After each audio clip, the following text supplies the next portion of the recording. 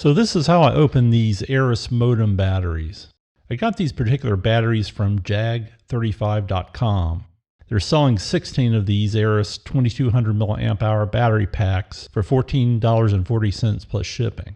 This is the easiest way I've found to open these batteries to get at the 18650 cells inside.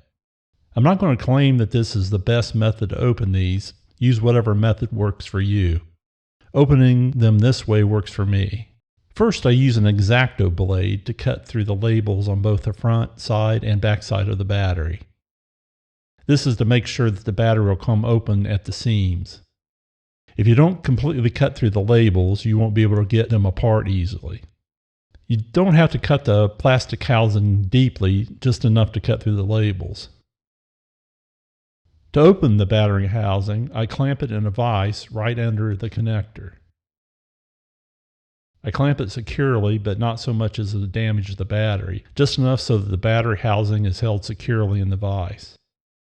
You can use any bench vise. In this video I'm using my Kurt vise on my milling machine. Rest the terminal side of the connector on the battery housing on the top of the vise jaws like I'm doing here. Next, it's just a matter of grabbing the upper part of the battery housing and pushing it away from you. You may hear a cracking noise right before it pops off. It doesn't take much effort at all. I've never failed to be able to separate the two halves of the battery housing in this way.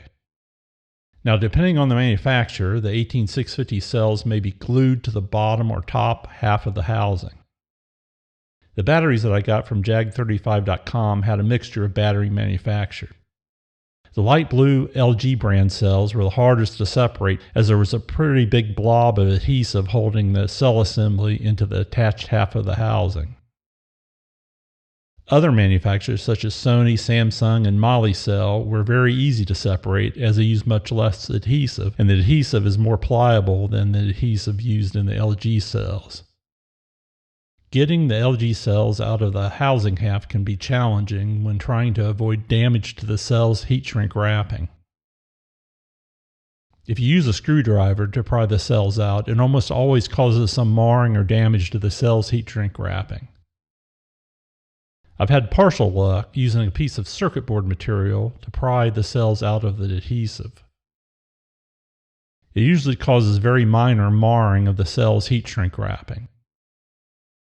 Unfortunately, there's some LG cells where whoever assembled it went overboard with the adhesive, and just trying to pry it out of the side of the housing will result in too much damage to the cells. In those cases, I had to resort to using a flush cut handsaw to lightly saw down the case on either side of the glued in cell. You have to be very careful not to nick the cell, so go slow and easy. Once the housing has been slotted with a saw on both sides of the glued in cell, I use some needle nose pliers to bend the end of the housing and pull it off. Now that I can get under the cell, I use my piece of printed circuit board to pry the cell out. Here I'm opening a battery that contains Sony 18650 cells, and you can see how easily the cells came out. And here I'm opening a battery that contains Molicel 18650 cells, and you can see how easily these come apart too. Like I said before, most of the modem batteries I got were the more difficult LG cells. Here are some of the cells that I have yet to separate from each other. I start out by removing the BMS board. At first I was desoldering the wires to the BMS board, but then I just used side cutters to detach the BMS wires from the cells. I haven't decided if I'll use the BMS board for anything. Even if you're very careful, if you have LG cells, when you pry the cell out of the adhesive, the heat shrink wrap on the cell often stretches and becomes distorted when pulled away from the adhesive.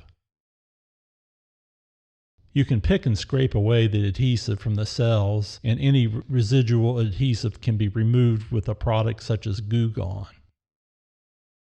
Unless the cell's wrapping is in very good shape, instead I just use new heat shrink on the cells as well as a new positive terminal insulator. I use an X-Acto blade to remove the factory heat shrink wrap from the cell. The heat shrink for 18650 cells can easily be found on Amazon. I bought a cut-to-length case of multicolored heat shrink made for 18650 cells and some red adhesive terminal insulator rings. Be aware that some of the cheaper insulators use very thin paper, so you want to avoid those. I'll put links to the products that I used in the description of this video. I usually just use a similar color of heat shrink when rewrapping the cells. You'll notice that on some cells, the factory heat shrink does not extend to the bottom of the cell. Instead, they use an adhesive paper insulator ring attached to the negative terminal. With cells like these, I go ahead and rewrap them. I use a small disc magnet on the negative terminal to give me space for the heat shrink tubing. The length of this heat shrink tubing includes enough for the overwrap to the negative terminal. Next, I use a heat gun on the heat shrink tubing starting at the top of the cell, which is the positive end. You can see that when it shrinks, it captures the insulator ring around the positive terminal of the cell. I use the heat gun on my desoldering station, but any heat gun will work. I'll link a suitable one in the description below. Once I get the tubing shrunk down the sides of the cell, I pick the cell up and apply some additional heat to the bottom, which is a negative terminal. This makes sure the overwrap around the negative terminal is tight. When you pick up the cell to shrink the bottom terminal, the cell should not be hot. If it is, you're applying too much heat from your heat gun. The heat shrink is very thin, so it takes very little heat to shrink it. In fact, if you use too much heat, you'll get holes that open up or tears in the shrink tubing. So here are the cells that I recovered out of the 16 Aris Modem battery packs. You can see that the majority are LG cells.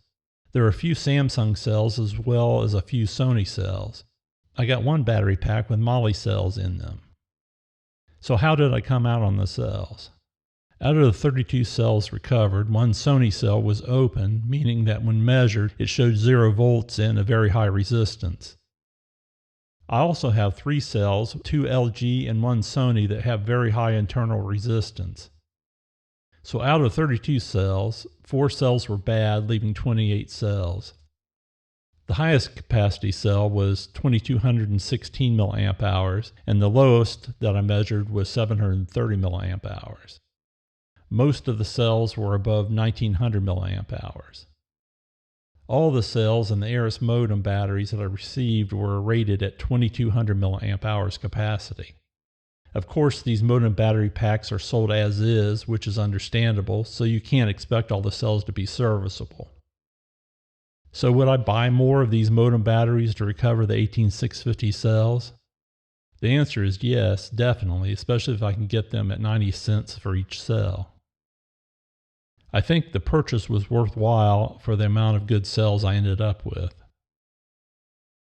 Well, I hope this helps you if you're into reclaiming 18650 cells from Aris Modem batteries.